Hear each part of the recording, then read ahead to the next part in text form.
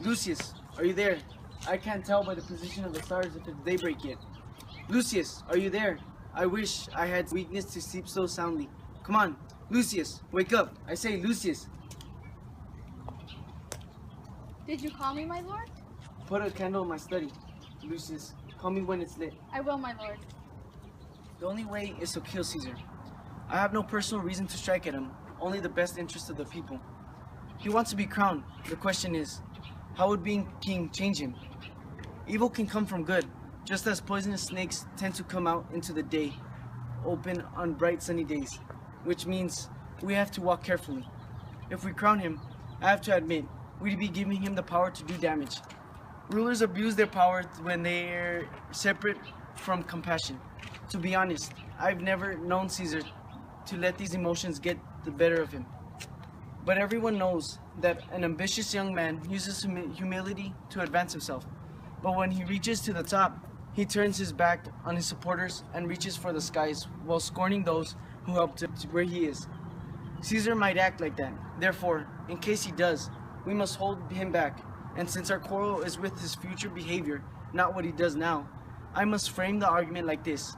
If we position it further, his character will fulfill these predictions, and therefore we should liken him like the serpent's eggs. Once it has hatched, it will become dangerous. Like all serpents, we must kill them while he's still in their shell. The candle is burning in your study, sir. While I was looking for a flint to light it, I found this piece of paper on the window, sealed up like this, and I'm sure it wasn't there when I went to bed. Go back to bed. It isn't daybreak yet. Is tomorrow the 15th of March, boy? I don't know, sir. Check the calendar and come tell me. I will, sir. The meteors whizzing in the sky are so bright that I can read by them. Brutus, you're sleeping. Wake up and look at yourself. Is Rome going to speak, strike, fix the wrongs? Brutus, you're sleeping. Wake up. I've noticed many such calls to action left where I could find them. Is Rome going to? What does this mean? Will Rome submit to one man's power? My ancestors drove Tarquin from the streets of Rome when he was pronounced a king. Speak, strike, fix it. Is this asking me to speak and strike? Oh Rome, I promise you, if you're meant to receive justice, you receive it by my hand. Sir, 15 days of March have gone by. Good. Go to the gate. Somebody's knocking. I haven't slept since Cassius first began to turn me against Caesar. From the time when you decide to do something terrible to the moment you do it, everything feels unreal, like a horrible dream. The unconscious and the body work together and rebel against the conscious mind. Cassius at the door. He wants to see you. Is he alone? No, sir. There are others with him. Do you know them? No, sir. Their hats are pulled down over their ears, and their faces are half buried under their cloaks, so there's no way to tell who they are. Let them in. It's the faction that wants to kill Caesar. Oh, conspiracy, are you ashamed to show your face even at night, when evil things are most free? If so, when it's day, where are you going to find a cave dark enough to hide your monstrous face? No, don't bother to find a cave, conspiracy. Instead, hide your true face behind smiles and friendliness. If you went ahead and exposed your true face, hell itself wouldn't be dark enough to keep you from being found and stopped.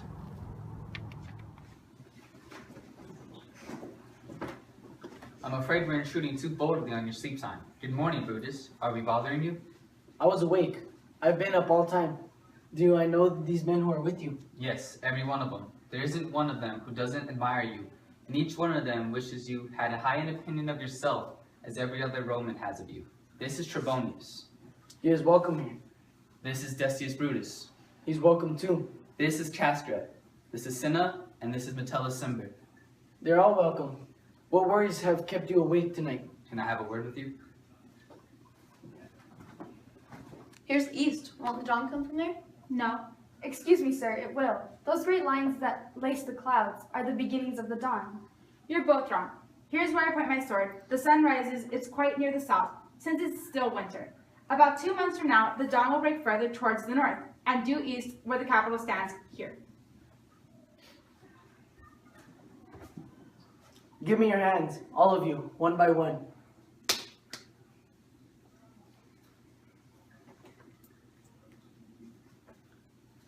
And let us swear to our resolution. No, let's not swear an oath.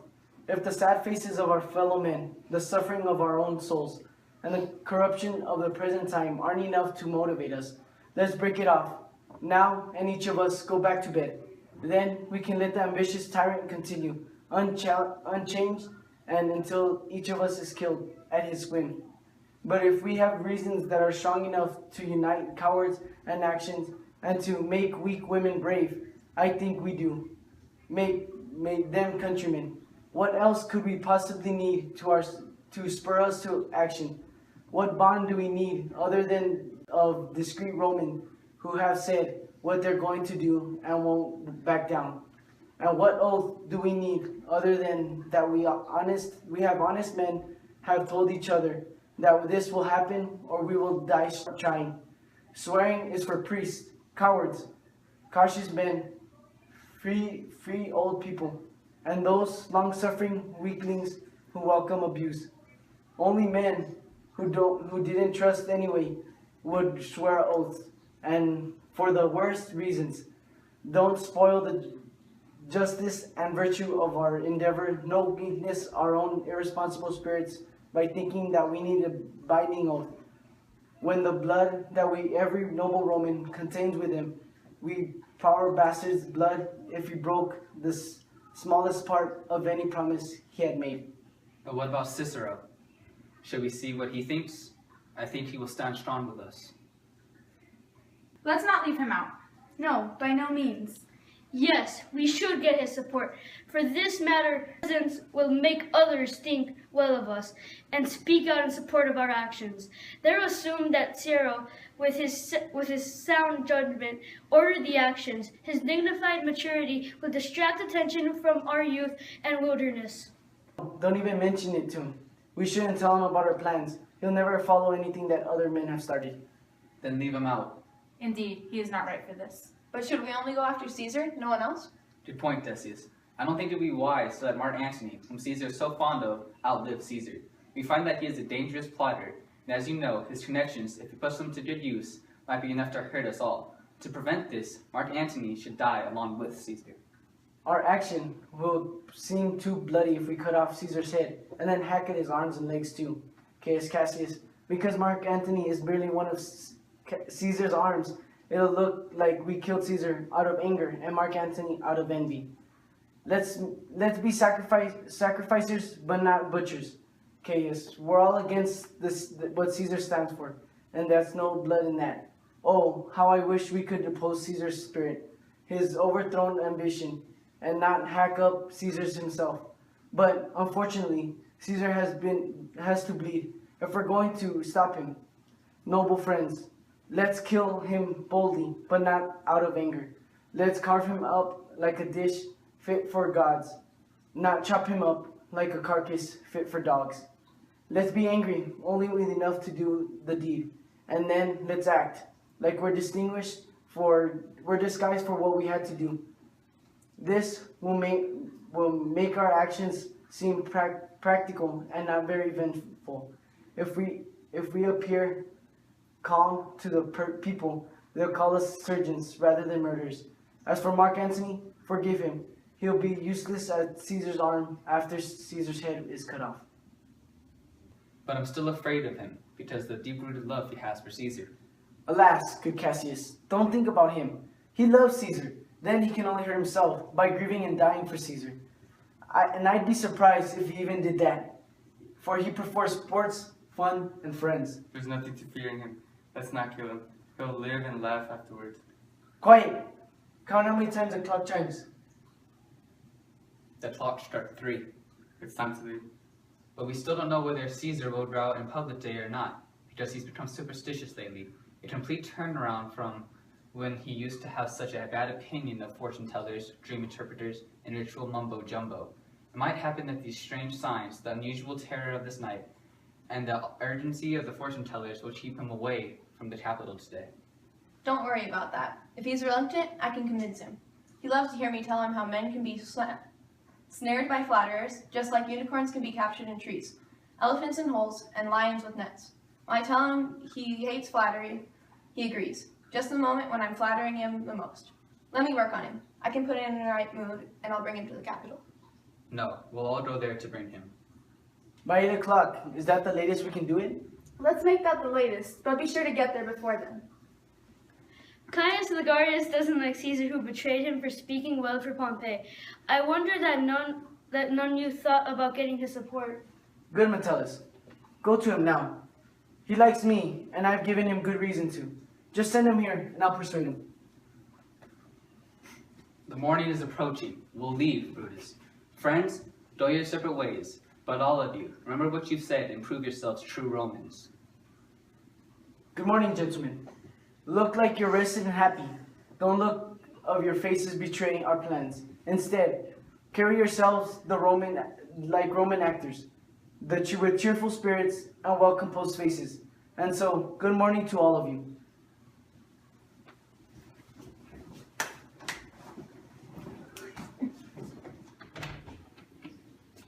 Boy, Lucius, rather sleep. Well, enjoy the sweetness of deep sleep. Your brain isn't stuffed with the strange shapes and fantasies that come to men who are overwhelmed by worries. That's why you sleep so soundly. Brutus, my lord. Portia, what are you doing awake? It isn't good for your health to expose your weak body to the raw, cold morning. It's not good for your health either. You really snuck out of bed last night. And last night at dinner, you got up abruptly and paced back and forth with your arms crossed, brooding and sighing. And when I asked you what was the matter, you gave me a dirty look. I asked you again, and you scratched your head and stomped your foot impatiently. I still insisted on knowing what the matter was, but you wouldn't answer me, instead giving me an angry wave of your hand and telling me to leave you alone. So I left, afraid of further provoking anger that was already inflamed, but still hoping it was just merely moodiness, which everyone is affected by once in a while. Your strange mood won't let you eat or talk or sleep. If it had changed your outward appearance as much as it has affected you on the inside, I wouldn't even be able to recognize you. Brutus, my dear lord, tell me what's bothering you. I'm not feeling well, that's all. You're smart, though. If you were sick, you'd take what you need. It's doing so. Good, Portia, go back to bed. Are you sick? And is it healthy to walk uncovered and breathe in the dampness of the morning? You're sick, yet you sneak out of your warm bed and let the humid and disease-infested air make you sicker. No, my Brutus, you have some sickness within your mind, which by virtue of my position, I deserve to know about.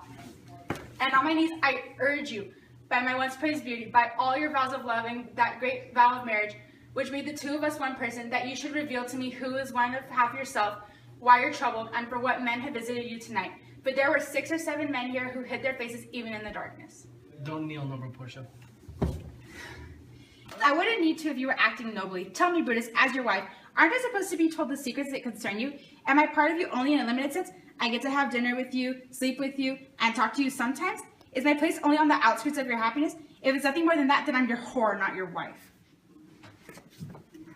You're my true and honorable wife, as dear to me as the blood that runs through my sad heart. If that were true, then I'd know your secret. I admit I'm only a woman, but nevertheless, I'm the woman Lord Brutus took for his wife. I admit I'm only a woman, but I'm still a woman from a noble family. I'm Cato's daughter. Do you really think I'm no stronger than the rest of my sex, which a father and such a husband? Tell me your secrets. I won't betray them. I've proved myself trustworthiness by giving myself a voluntary wound here in my thigh. If I can bear that pain, then I can bear my husband's secrets. Oh gods, make me worthy of this noble wife. Listen, someone knocks. Portia, go inside a while, and soon enough, you'll share the secrets of my heart. I'll explain all that I have committed to do, and all the reasons for my sad face. Leave me, quickly. Lucius, who's that with you? Here's a sick man who wants to speak with you. It's Caius Ligarius, whom Metellus spoke of you. Boy, stand aside, Caius Ligarius. How are you? Please accept my feeble good morning. Oh, what time you've chosen to be sick, brave Caius. How I wish you felt better. I'm not sick if you're prepared some honorable exploit for me. Indeed, I would have such an exploit for you. Ligarius, if you are healthy enough to hear it.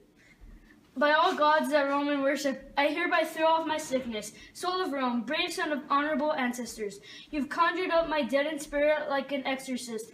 Now say the word and I will tackle all kinds of impossible things and succeed too.